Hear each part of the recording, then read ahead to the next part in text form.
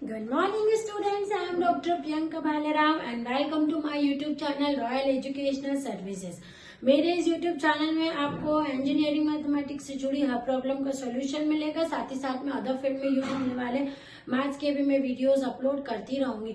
मेरा ये channel 9, 10, 11, 12 JEE के स्टूडेंट्स के लिए भी बहुत यूजफुल है और इसमें मैं कुछ रिसर्च से जुड़े रिसर्च मैथडोलॉजी के टॉपिक्स भी अपलोड करती रहती हूँ, क्योंकि रिसर्च मैथडोलॉजी जो है वो आजकल हर व्यक्ति रिसर्च कर रहा है। पीएचडी का स्टूडेंट हो या बीटेक का बच्चा हो, ठीक है, या फिर एमबीए में रिसर्च प्रोजेक्ट बनाने के लिए फाइनल ईयर के जो एमबीए के बच्चे हैं उनको भी लगता है। इट मीन्स रिसर्च मैथडोलॉजी ये जो पेपर है इसकी नीड हर बच्चे को है।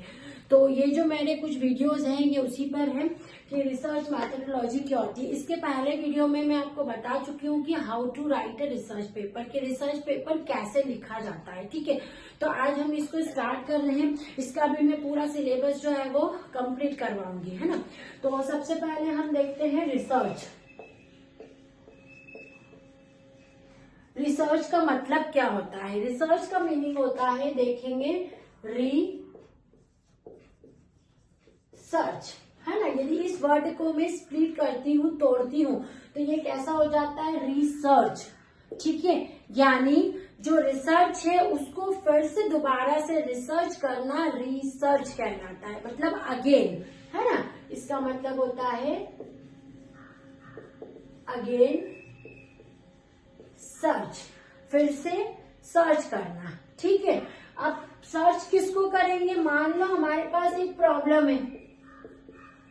है ना, तो प्रॉब्लम को री एग्जामिन करना, इसको क्या करना है? री एग्जामिन करना, ठीक है। इसको री एग्जामिन करने के बाद में री टेक्स्ट करना, ठीक है। रीटेक्स्ट करने के बाद में इस चीज को री प्रूविंग, ठीक है।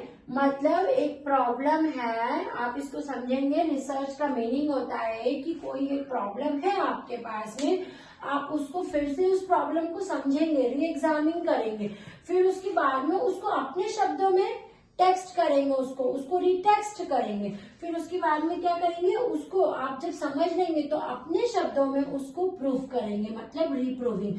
ये सब मिला के आपका बना है रिसर्च। किसी भी प्रॉब्लम को री एग्जामिन करना, रिटेक्स्ट करना और रिप्रूव करना ही आपकी रिसर्च कहलाता है, ठीक है। अब ये एक नॉर्मल इसका मैंने कंसेप्ट बताया। एक्चुअल में रिसर्च होती क्या है? It is a search for knowledge, ज्ञान की खोज करना, ठीक है। रिसर्च का मीनिंग क्या होता है? It is a search for knowledge, है ना, ज्ञान की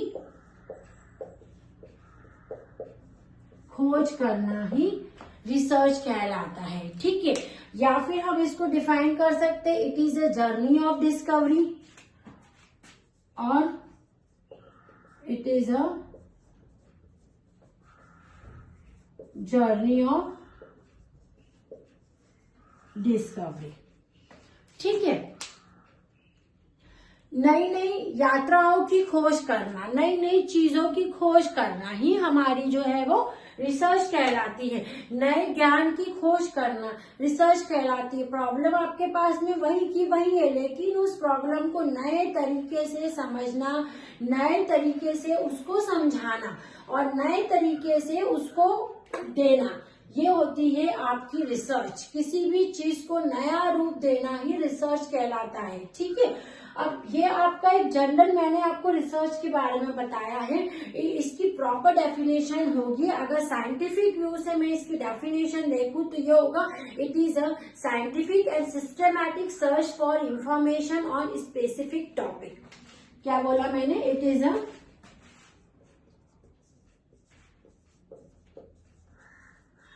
scientific and systematic, it is a scientific and systematic search for information. It is a scientific and systematic search for information on specific topic. इस word पे focus करेंगे, किसी भी specific topic पे। मींस जैसे कि आप कॉमर्स के हो, मैनेजमेंट के हो, साइंस के हो या किसी टेक्निकल सब्जेक्ट से जुड़े हुए हो, तो आपके पास में सर्च करने का जो क्राइटेरिया है, एरिया है, टॉपिक है, वो फिक्स है। ठीक है, तो किसी भी स्पेसिफिक टॉपिक पर साइंटिफिक और सिस्टमैटिक तरीके से अगर इंफॉर्मेशन गैदरिंग की जाती है तो आप उसको बोलते हो कि वो जो है वो रिसर्च है ना। तो रिसर्च क्या हो गया, इसको आप कैसे डिफाइन करेंगे? It is a search for knowledge, ज्ञान की खोज करना, और it is defined as a journey of discovery. और डेफिनेशन के फॉर्म में इसको देखें तो it is a scientific and systematic search for and information on specific topic. किसी स्पेसिफिक टॉपिक पर अच्छे से एक इंफॉर्मेशन को गैदर करना ही एक रिसर्च कहलाता है। ठीक है, अब मतलब कुछ नया करना। अब रिसर्च का यहाँ तक आपको ये समझ में आ गया। इसके अंदर सबसे इम्पोर्टेंट जो चीज है ना वो है डेटा। ठीक है, रिसर्च का सबसे इम्पोर्टेंट जो पार्ट है आपका वो क्या है? डेटा। ठीक है, अब ये जो डाटा है आपका, ये क्या होता है ना? डेटा मीन्स होता है जो फैक्ट्स और इंफॉर्मेशन आप इकट्ठा करते हैं, वही डेटा कहलाता है। क्या होता है ये? फैक्ट्स और इंफॉर्मेशन। किसी भी प्रॉब्लम के बारे में जो आपके पास में फैक्ट्स और इंफॉर्मेशन मौजूद होते हैं ना, हम रिसर्च मेथोडोलॉजी में उस इंफॉर्मेशन और फैक्ट्स को डेटा बोलते हैं। Data collection. ठीक है, डेटा बोला जाता है उसको। अब ये जो डेटा होते हैं ये कैसे होते हैं? ये जो डेटा होते हैं ये दो टाइप के होते हैं। एक प्राइमरी डेटा रहता है और दूसरा जो आपका रहता है सेकेंडरी डेटा। प्राइमरी और सेकेंडरी, नाम से ही हमको समझ में आ रहा है। प्राइमरी डेटा मतलब होता है फर्स्ट हैंड इंफॉर्मेशन। क्या होती है ये? First hand information. और सेकेंडरी डेटा मतलब सेकेंड हैंड इंफॉर्मेशन। बिल्कुल नाम से ही मैंने क्लियर कर दिया। प्राइमरी डेटा मतलब होता है फर्स्ट हैंड इंफॉर्मेशन, मतलब जैसे पब्लिक में जाके खुद से जो अपन जानकारी लेते हैं ना, वो हमारा प्राइमरी डेटा होता है। लेकिन यदि सेकेंडरी डेटा की बात करते हैं तो सेकेंड हैंड इंफॉर्मेशन यानी जो इंफॉर्मेशन पहले से डेटा रहता है ना, उसी को पढ़ लेना, उसी को एज इट इज उठा लेना, वो कहलाता है सेकेंडरी डेटा। जैसे जनगणना की जाती है तो क्या करते हैं, घर घर जाके प्रत्यक्ष व्यक्ति से उसके परिवार की जानकारी ली जाती है ना, कि अब आपके परिवार में कितने सदस्य क्या है, ये सारा जो होता है वो प्राइमरी डेटा कलेक्शन है।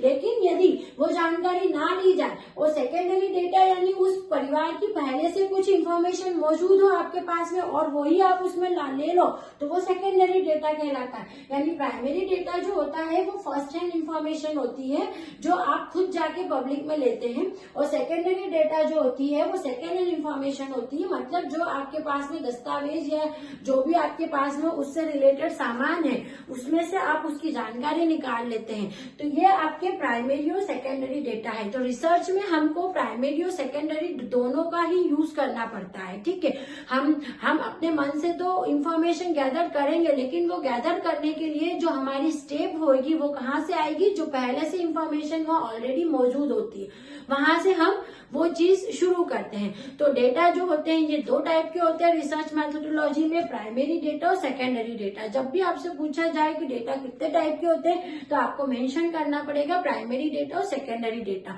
और उसके बारे में जैसा कि मैं समझा रही हूँ उस तरह से आपको वहां पर लिखना पड़ेगा। अब ये तो आपका डेटा कलेक्शन की बात हो गई। इसके अलावा रिसर्च टर्मिनोलॉजी में कुछ और चीजें इंपॉर्टेंट हैं, जैसे कि आपका वेरिएबल।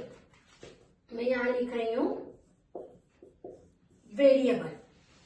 ठीक है, तो रिसर्च में वेरिएबल जो होते हैं वो टू टाइप के होते हैं। एक डिपेंडेंट वेरिएबल होता है और एक इंडिपेंडेंट वेरिएबल होता है।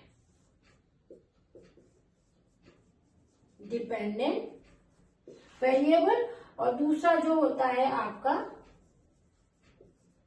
Independent variable. ठीक है, डिपेंडेंट वेरिएबल क्या होता है, जो डिपेंड करता है ना, किसके ऊपर डिपेंड करता है, उसको कोई ना कोई एक ऐसी चीज चाहिए रहती है, वो जो नॉलेज रहता है वो डिपेंडेबल रहता है कि यदि ये है तो ही ये वाला एग्जिस्ट होगा नॉलेज। और इंडिपेंडेंट वेरिएबल यानी उस टाइप का नॉलेज होता है जिसका किसी से कोई ताल्लुक नहीं रहता, वो अपने आप में स्वतंत्र होता है। ठीक है, मतलब अगर कोई इंफॉर्मेशन है तो वो अपने आप में पूर्ण है, उसको पूरे होने के लिए किसी और चीज की जरूरत नहीं पड़ती है। ठीक है, तो ये जो आज का पूरा लेक्चर था वो रिसर्च मेथोडोलॉजी पे था कि रिसर्च मेथोडोलॉजी क्या होती है, उसका कंसेप्ट क्या होते हैं, डेटा क्या होता है और डेटा के टाइप्स क्या होते हैं, और रिसर्च मेथोडोलॉजी के दो इंपॉर्टेंट वेरिएबल जो थे डिपेंडेंट और इंडिपेंडेंट वेरिएबल। मेरा ये वीडियोस आप देखते रहिए, आगे आपको रिसर्च मेथोडोलॉजी का कंप्लीट सिलेबस इसमें मिलेगा। वीडियो पसंद आए तो प्लीज इसको लाइक एंड सब्सक्राइब कीजिएगा। Thank you.